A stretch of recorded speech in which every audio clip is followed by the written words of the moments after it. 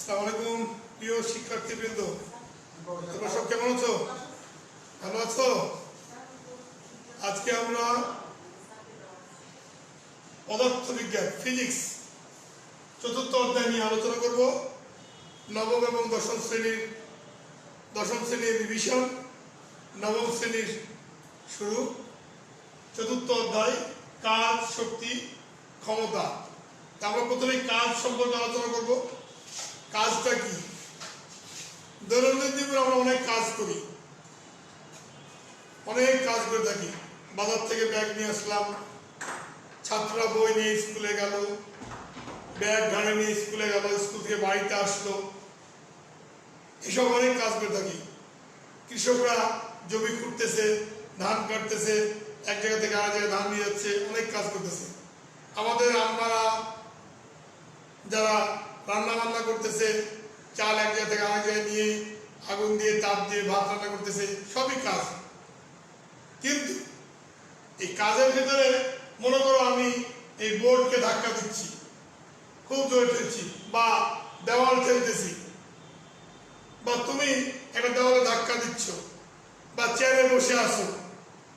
এটা বাংলা ব্যাকরণ বা ইংরেজি গ্রামারে you are sitting on the chair, চেয়ারে বসে আছো তুমি অনেকক্ষণ থেকে কাজ করছো, বসার কাজ। কিন্তু পদার্থবিজ্ঞান বলছে এটা কোনো কাজ না। বিজ্ঞানের ভাষায় কাজ হবে কি, যখন কোনো বস্তুর উপর বল প্রয়োগ করে বস্তুটাকে এক জায়গা থেকে আরেক জায়গায় স্থানান্তর করা হবে, অর্থাৎ বস্তুর স্মরণ ঘটবে। এখানে তোমরা দেখতে তো ডাস্টার, এই ডাস্টারটা নিয়ে যে আমি এখানে রাখলাম, এখান থেকে নিয়ে যে এখানে রাখলাম, তাহলে আমি কাজ হলো, তাহলে আমাদের কাজ হলো। বিজ্ঞানে বলছে যে বল প্রয়োগ করলাম, কোনো বস্তুর উপর বল প্রয়োগ করার পরে যদি বস্তুটা এক জায়গা থেকে আরেক জায়গায় যায় তাহলে কাজ হবে, আর যদি না যায় তাহলে কোনো কাজ হবে না। যেখানে চিন সেখানে আছে, আমি ধরে বসে আছি, কলম ধরে বসে আছি, এটা কোনো কাজ না। বিজ্ঞানের ভাষায় এটা কোনো কাজ না। তাহলে কাজ হলে কি করতে হবে? এক জায়গা থেকে আরেক জায়গায় স্থানান্তরিত হতে হবে বলের দিকে, এবং বল প্রয়োগ করে স্থানান্তর হতে হবে। তাহলে আমরা কাজ, বস্তুর উপর বল প্রয়োগ করব, সেই বল এস দূরত্ব অতিক্রম করবে। একটা বস্তু এখানে মনে করো, এই বস্তুটার উপর বল প্রয়োগ করলাম,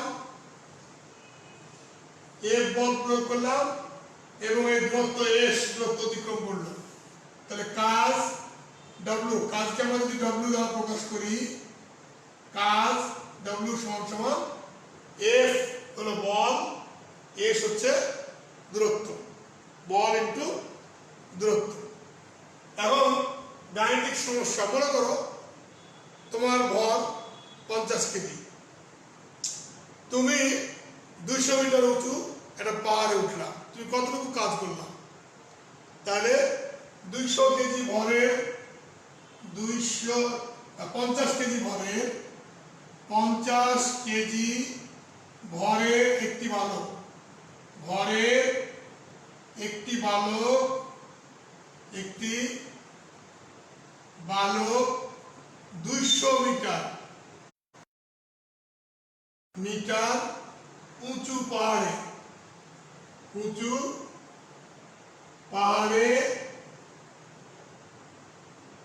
উঠল,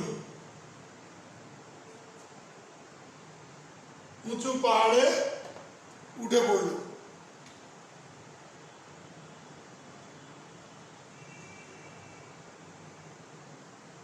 সে কি পরিমাণ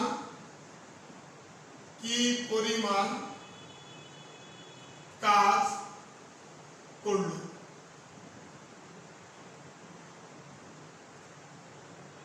এখন আমরা আমাদের সমাধান, এটা যদি আমাদের সমস্যা হয়, গাণিতিক সমস্যা হয়, তাহলে আমরা সমাধান করব।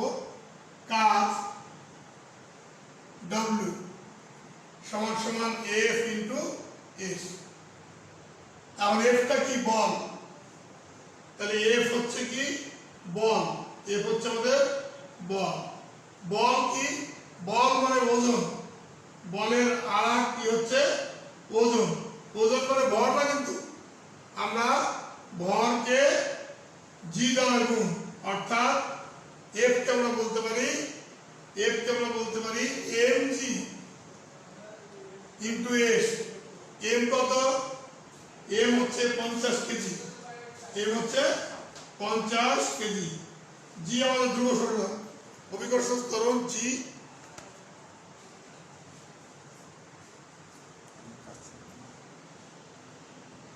জিটা হচ্ছে আমাদের অভিকর্ষ ত্বরণ, এটা আমাদের ধ্রুব সংখ্যা, এটা হচ্ছে আমাদের ধ্রুব।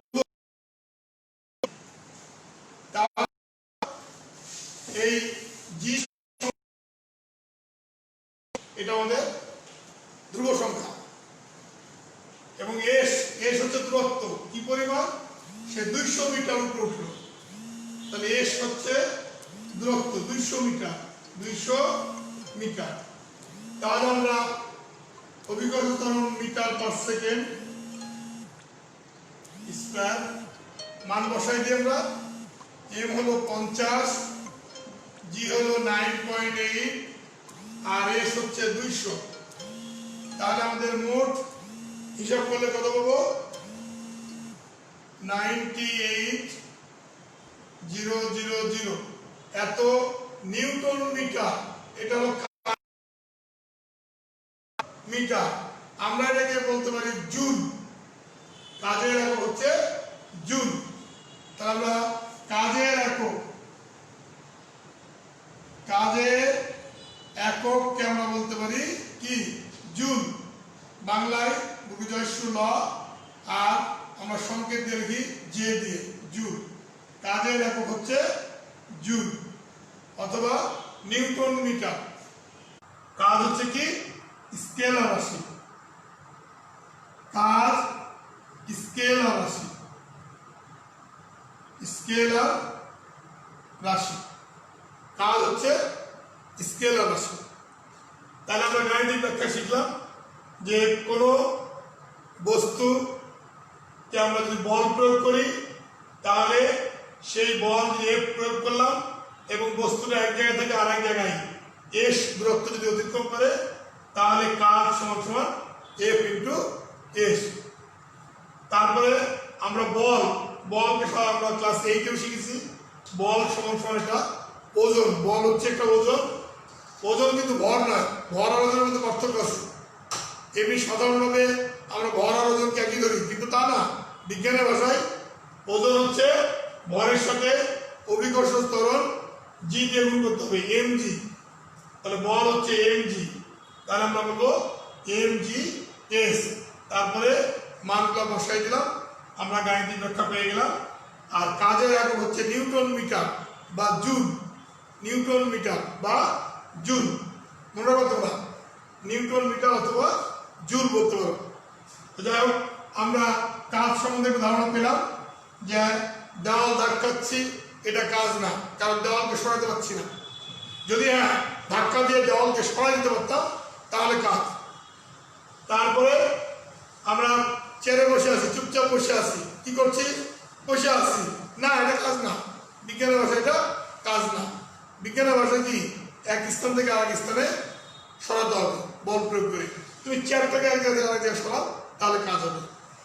আমাদের আমরা কি করতেছে? হাঁড়ি এক জায়গায় আরেক জায়গায় সরাচ্ছে, চাল এক জায়গায় আরেক জায়গায় নিয়ে যাচ্ছে, তারা কাজ করছে। কেউ যদি চুপচাপ বসে থাকে তাহলে এটা কাজ হবে না। ক্লিয়ার হলো কি তোমাদের কাজ সম্বন্ধে? নেক্সট আমরা ক্ষমতা। কাজ হলো, এবার ক্ষমতার আসতে আছে শক্তি। আমরা শক্তি নিয়ে আলোচনা করবো। ক্ষমতার আগে শক্তি নিয়ে আলোচনা করব। শক্তিটা কি? শক্তি হচ্ছে কাজ করার ক্ষমতা, কাজ করার সামর্থ্য, তাকে বলছি আমরা শক্তি। কাজ করার সামর্থ্য। এই যে আমি বাসা থেকে স্কুলে এলাম, অনলাইনে ক্লাস নিচ্ছি, এটা কাজ করলাম, এবং এই কাজটা করার আমার কি সামর্থ্য আছে, অতএব আমার ভিতরে শক্তি আছে। আমাদের তোমার যখন স্কুলে যখন আসছিলাম, তখন বই খাতা নিয়ে তোমরা বাসা থেকে স্কুলে আসলাম, এটা তোমাদের একটা কাজ হলো, বই খাতা স্থানান্তর হলো, ব্যাগ নিয়ে আসলাম। তো এই কাজটা করার সামর্থ্য তোমার আছে, কারণ তোমার ভিতরে শক্তিও আছে। এই জন্য কাজের একক শক্তির একক একই, অর্থাৎ এটাও জুল বা নিউটন মিটার।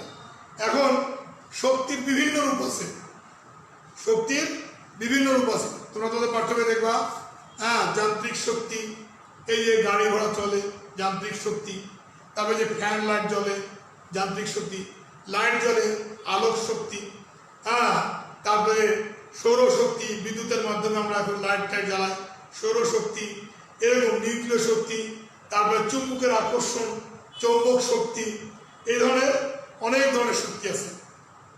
তা আমরা আমাদের এই শক্তির স্থান, বল প্রয়োগ করে স্থান প্রয়োগ এক জায়গা থেকে আরেক জায়গায় সরার জন্য এই দিক দিয়ে বিবেচনা করলে আমরা শক্তি, দুইটা শক্তি নিয়ে আলোচনা করব।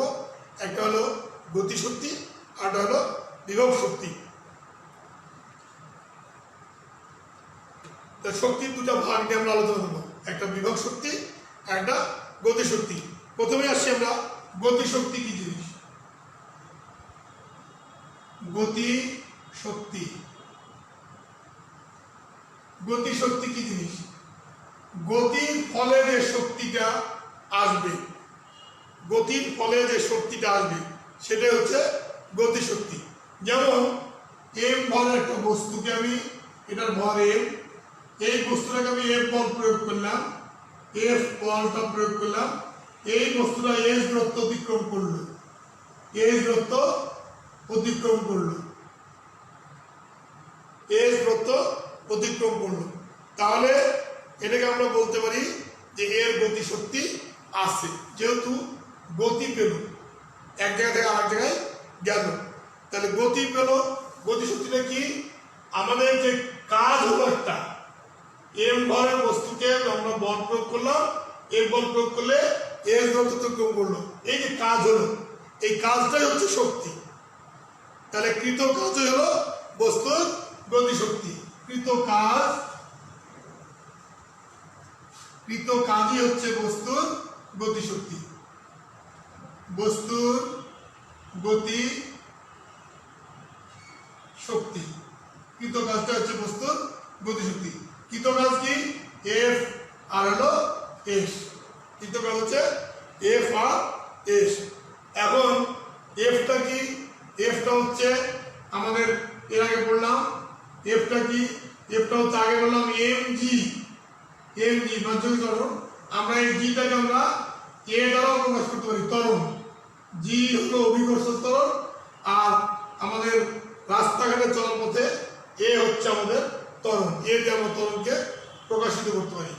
তাহলে আমরা এম এ, এখানে বলতে পারি আমরা এম এ এস। এই এখন আমাদের যেহেতু গতি পাচ্ছে, তাহলে আমরা এখানে আমরা বলতে পারি, আর একটু বলতে পারি, কিন্তু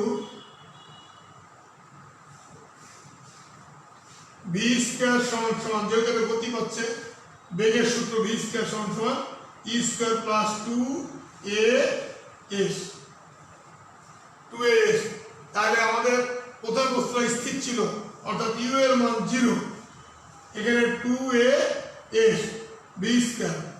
তাহলে আমরা কি এখানে এর মানটা যদি আমরা এস এর মানটা যদি বের করে ফেলি, এস এর মানটা যদি বের করে ফেলি, তাহলে 2টা ডেল দিকে আসবে। অতএব এস সমান সমান ভি স্কয়ার বাই 2। এখানে এস এর মানটা বসাই দিলাম, এম ভি স্কয়ার বাই 2। এটাকে আমরা বলতে পারি হাফ এম ভি স্কয়ার। তাহলে আমাদের যে কোনো বস্তুর গতিশক্তি যদি আমরা বের করি, তার মান পাবো হাফ এম ভি স্কয়ার। গতিশক্তির সূত্র হচ্ছে হাফ এম ভি স্কয়ার। এখন এখানে যদি আমাদের ভর দেওয়া থাকে, এখানে যদি বল দেওয়া থাকে, দূরত্ব দেওয়া থাকে, আমরা ভি স্কয়ার সমান এটা মান বের করে নিয়ে আমরা সুন্দরভাবে ভি স্কয়ার জায়গাতে ভি স্কয়ারের মান বসাই দিলেই আমাদের গতিশক্তি আমরা পেয়ে যাব, হাফ এম ভি স্কয়ার আমাদের। তাহলে আমরা গতিশক্তি কি পেলাম? গতিশক্তি হচ্ছে হাফ এম ভি স্কয়ার। এখন আমরা আসছি বিভব শক্তি। বিভব শক্তিটা কি?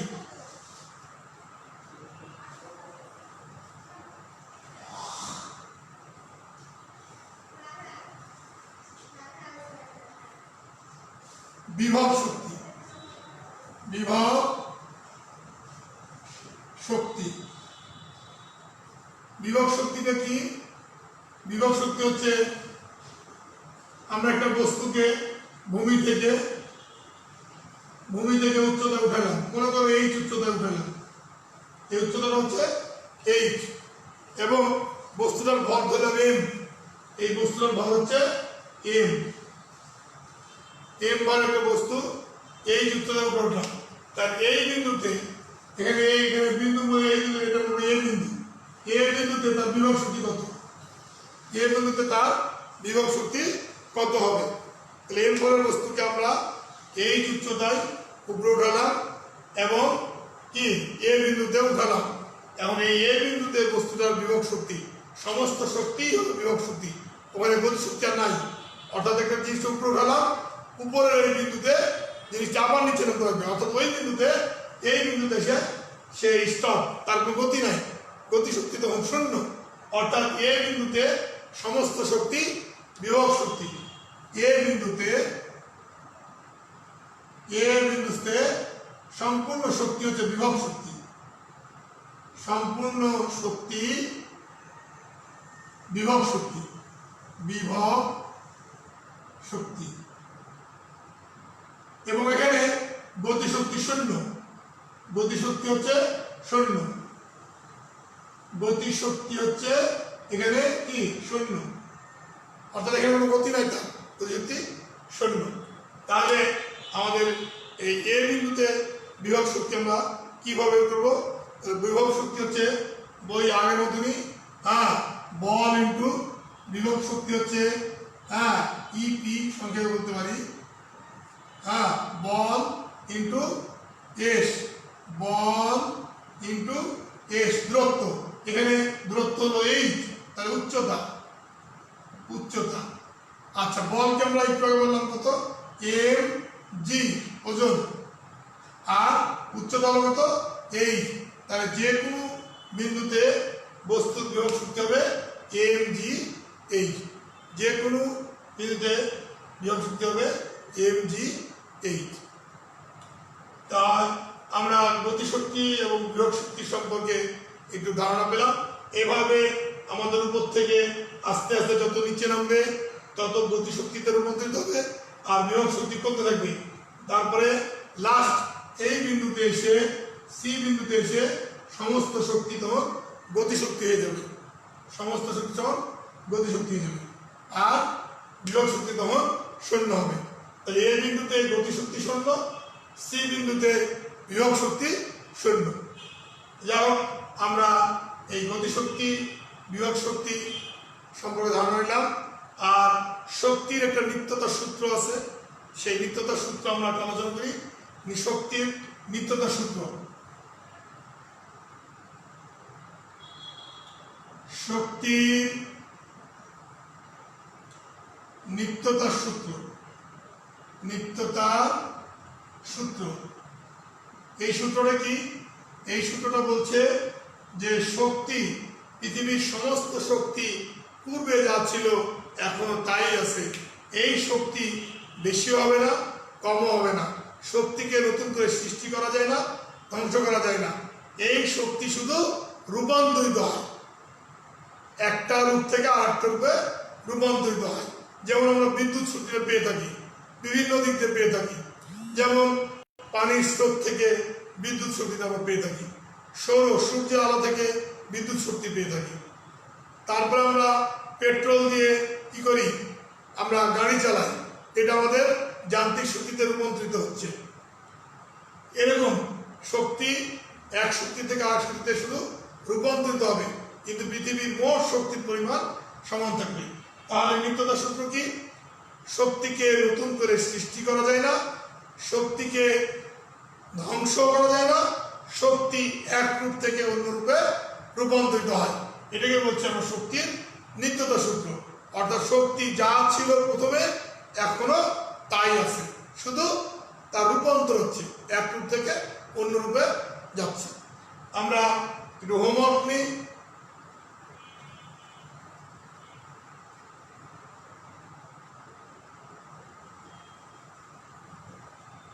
হোমওয়ার্কে মনে করো এই এইচ, এটা আমরা ধরে নিলাম এটা 90 মিটার, এটা আমরা ধরে নিলাম 90 মিটার। আচ্ছা, এই বিন্দুটা বি বিন্দু মনে করো, এটা বি বিন্দু বস্তুটা, এখান থেকে এই পর্যন্ত ধরলাম 40 মিটার। তাহলে এটা হবে, এটুকু কত হবে, 90 থেকে 40 বাদ 50 মিটার। এটা তোমাকে বের করে নিতে হবে, তাহলে হোমওয়ার্ক আমাদের সৃজনশীল সমস্যা, হোমওয়ার্ক সমস্যাটা কি হবে, সৃজনশীল আমরা ক প্রশ্ন উত্তরী, ধনাত্মক কাজ কাকে বলে? ধনাত্মক কাজ কাকে বলে?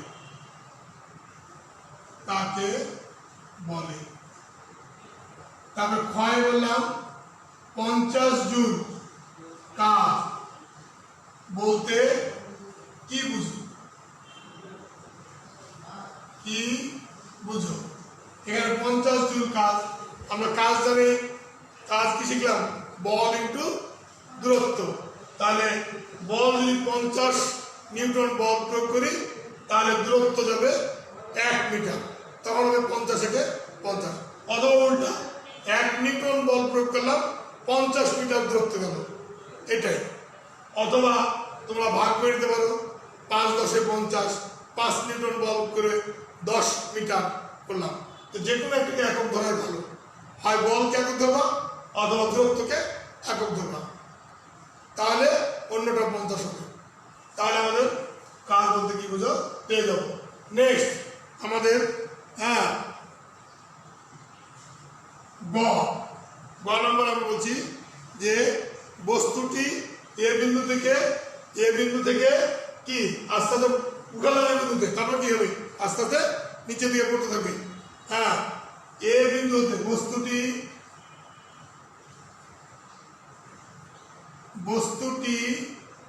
এ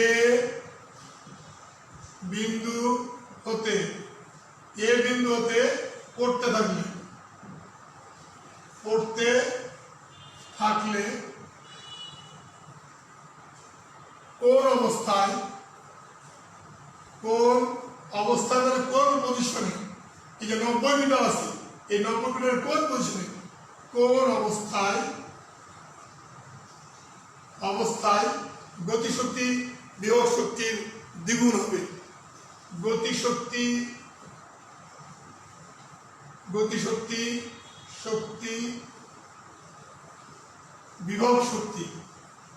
বিভব শক্তির দ্বিগুণ হবে। ভয় বলছি আমরা, এই 3টা বিন্দু আছে, একটা এ বিন্দু, একটা বি বিন্দু, একটা সি বিন্দু, এটা হলো সি বিন্দু, এ বি সি। এই 3টা বিন্দুতে দেখাও যে এ বি সি, 3 বিন্দুতে দেখাও যে এ বি সি এবং এ বি এবং সি বিন্দুতে দেখাও যে মোট শক্তির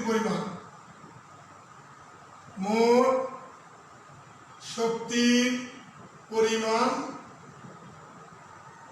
একই থাকবে। গাণিতিকভাবে বিশ্লেষণ দাও। গাণিতিক বিশ্লেষণ দেখাও।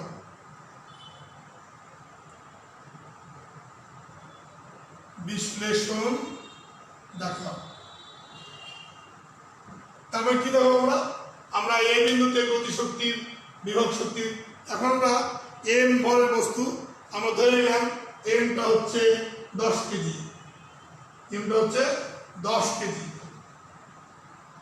10 কেজি, 10 কেজি। এখন এই বিন্দুতে আমাদের গতিশক্তি প্লাস বিভব শক্তি দুটাই বের করবো। বি বিন্দুতে আমরা গতিশক্তি প্লাস বিভব শক্তি দুটাই বের করবো যোগ করে, এবং সি বিন্দুতে গতিশক্তি প্লাস বিভব শক্তি দুটাই বের করবো। দিয়ে দেখবো 3 জায়গাতেই আমরা দেখবো যে একই আছে, মোট শক্তির পরিমাণ একই আছে, তাহলে আমাদের প্রমাণ হয়ে যাবে। একটা কথা খেয়াল রাখবো, এই বিন্দুতে বিভব শক্তি আছে কিন্তু গতিশক্তি শূন্য, ঠিক তেমনি সি বিন্দুতে গতিশক্তি আছে কিন্তু বিভব শক্তি শূন্য। শুধু বি বিন্দুতে বিভব শক্তিও থাকবে, গতিশক্তিও থাকবে, এটা খেয়াল রাখবো। আর একটা জিনিস, বিভব শক্তি বের করার সময় ভূপৃষ্ঠ থেকে কত উচ্চতা এটা খেয়াল রাখবা, আর গতিশক্তি বের করার সময় উপর থেকে কত দূরে নামলো এটা খেয়াল রাখতে হবে। এটা যদি পরিষ্কার থাকে তাহলে গ আর ঘ তোমার জন্য সহজ হবে। তো ঠিক আছে বন্ধুরা, আজকে আমাদের পদার্থ ক্লাস কাজ শক্তি ক্ষমতা শেষ করতেছি। আমরা আগামী দিন ক্ষমতা সম্পর্কে আলোচনা করব। ক্ষমতা কি, কর্মদক্ষতা কি, ক্ষমতা কিভাবে আসে, যে কোনো যন্ত্রের কর্মদক্ষতা কিভাবে বের করা যায় এবং কর্মদক্ষতা কত % বের করা যায়, এবং ক্ষমতার হর্স পাওয়ার কি, আমরা বিভিন্ন জেনারেটর, বিভিন্ন পাম্প পানি উঠানোর জন্য এগুলো ব্যবহার করি, এগুলো কর্মদক্ষতা কেমন তাদের, এগুলো সব নিয়ে আলোচনা করব। আজকে আমাদের কাজ এবং শক্তি সম্পর্কেই থাকলো। আশা করি তোমরা মোটামুটি ধারণা পেয়েছো। তোমরা একটু বই অনুসরণ করবে, বইয়ে সুন্দরভাবে লেখা আছে, এবং আমি বললাম দুইটা একত্র করবে, অর্থাৎ কথাগুলো দেখবে, মিলিয়ে দেখবে ঠিক আছে কিনা, তারপরে একটু বুঝে শুনে পড়বে, দেখবে তোমাদের জন্য সহজ হবে। তো ঠিক আছে বন্ধুরা, আমাদের কাজ শক্তি ক্ষমতা ক্লাস আমরা এখনই শেষ করব। তোমরা সবাই বাসায় অবস্থান করবে এবং এই পদার্থবিজ্ঞান খুব সহজ, কঠিন মনে করলেই কঠিন। আসলে প্রতিদিন যদি পড়ো, অনুসরণ করো, তাহলে আমাদের এটা সহজ হয়ে যাবে। আশা করি তোমরা ভালোভাবে সবাই পড়াশোনা করবে। ধন্যবাদ সবাইকে, ভালো থেকো, সুস্থ সুন্দর মনে আমাদের অনলাইন ক্লাসগুলো দেখবে এবং ভালোভাবে লেখাপড়া করতে থাকবে। ঘরের বাইরে তোমরা যাবে না, খুব ইমার্জেন্সি ছাড়া। ধন্যবাদ সবাইকে, ভালো থেকো। আজকের মতো ক্লাস শেষ করছি। আমি মহাবিজ্ঞান ফারুক স্যার।